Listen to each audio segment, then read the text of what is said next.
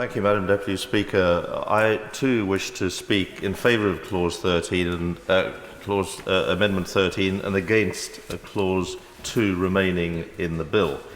The Secretary of State and other members of the House who've been in these proceedings may recognise some of my speech as part of my single transferable speech on dual candidature, because I do remain firmly opposed to this abuse of democracy. And I repeat, although I will be brief, because my favourite Premiership player, Madam Deputy Speaker, Frank Lampard, is captaining England at 5 o'clock, and I know that members will, even from Welsh constituencies, with the possible exception of my friends on the Plaid Cymru benches, will want to cheer on England in their final game.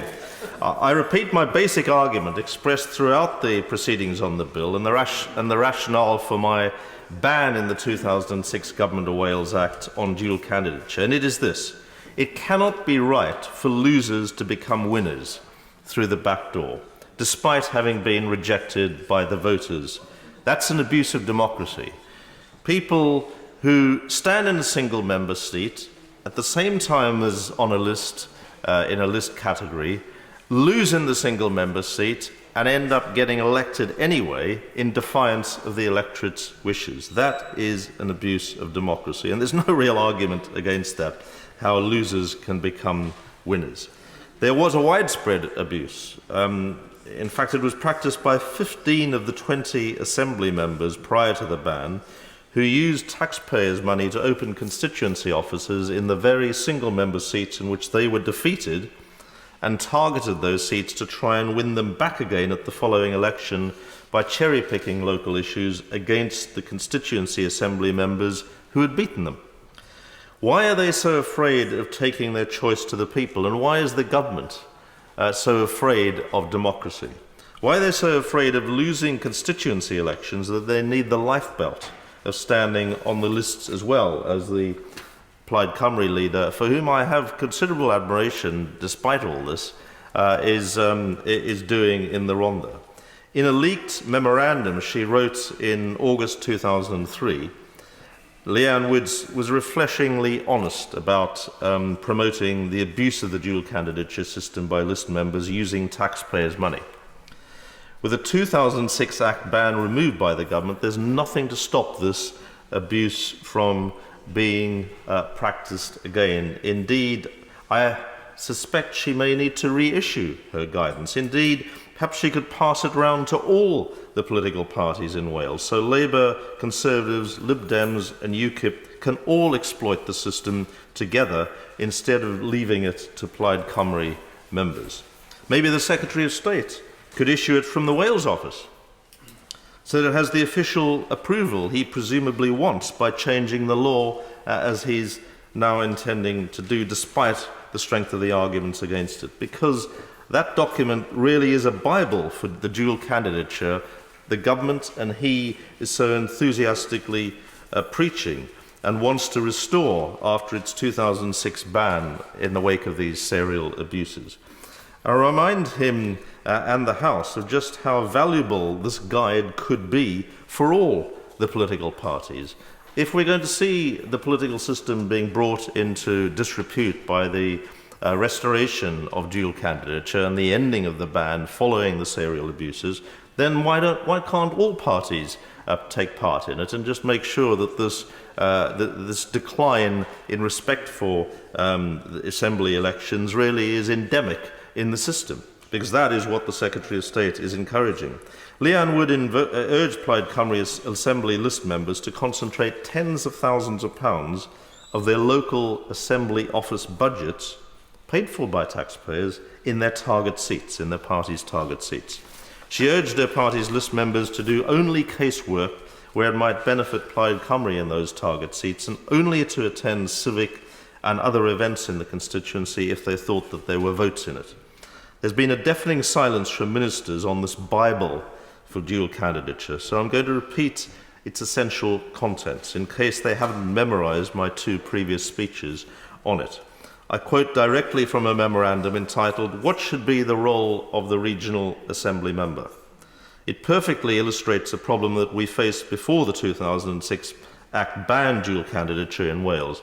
Leanne Wood should be praised for her honesty, indeed her transparency. She wrote, and I quote, "Each regional AM has an office budget and a staff budget of some considerable size. Consideration should be given to the location of their office. Where would it be best for the region? Are there any target seats within the region?" She meant, of course, the single-member target. Yes, of course. The right honourable gentleman, because I'm genuinely interested in his view about this. What advice has he therefore got for Scottish Labour, who have just currently changed about turn, a total U-turn when it comes to dual candidacy, and are now prepared and are now allowing this practice to go on? Will he disparage them as much as he seems to be disparaging Plaid Cymru for doing this appalling act? Mr.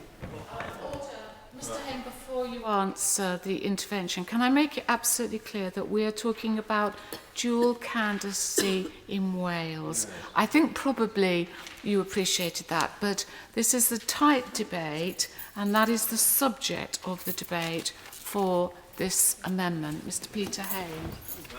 Speaker, I'm grateful for your guidance, and it answers directly the point that the honourable member made. I'm speaking about Wales.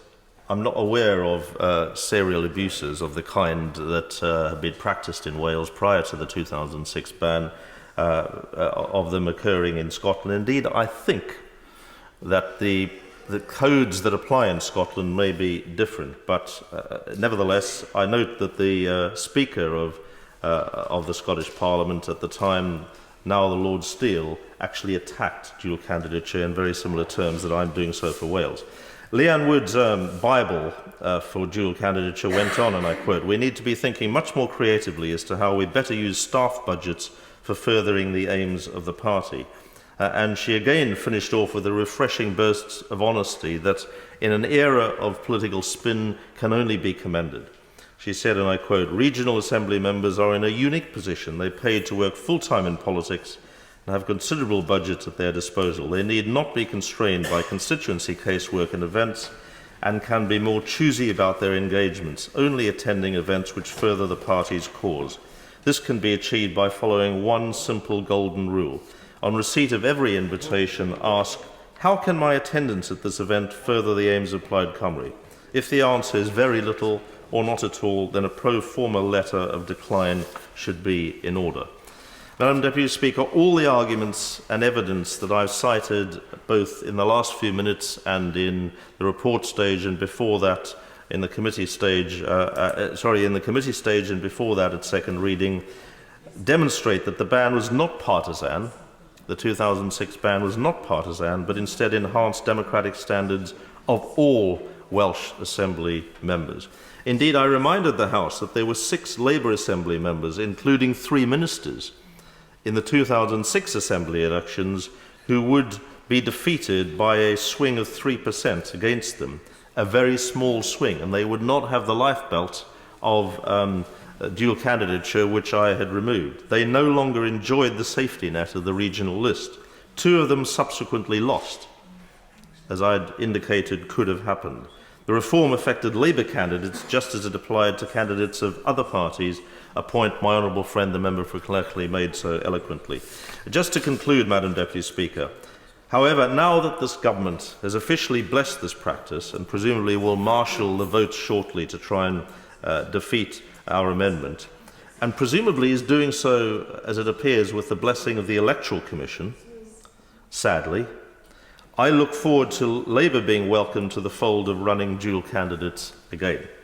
After all, why should we lose out while everybody else takes advantage? Never mind the voters. Let's put our own self-interest as political parties first. I trust the government will be proud of bringing politicians in Wales into even greater disrepute than the political class right across the United Kingdom is now held. And I think it's very telling that the Electoral Commission is endorsing that disrepute, that the Secretary of State is now smiling in anticipation about that happening, but that is the consequence of him reversing this ban, is opening the door again to the serial abuses which have been documented and proven beyond doubt. He is going to invite that very abuse of democracy in Wales by removing the ban and installing clause 2, which is the reason for removing this, for moving and supporting this amendment, Madam Deputy Speaker.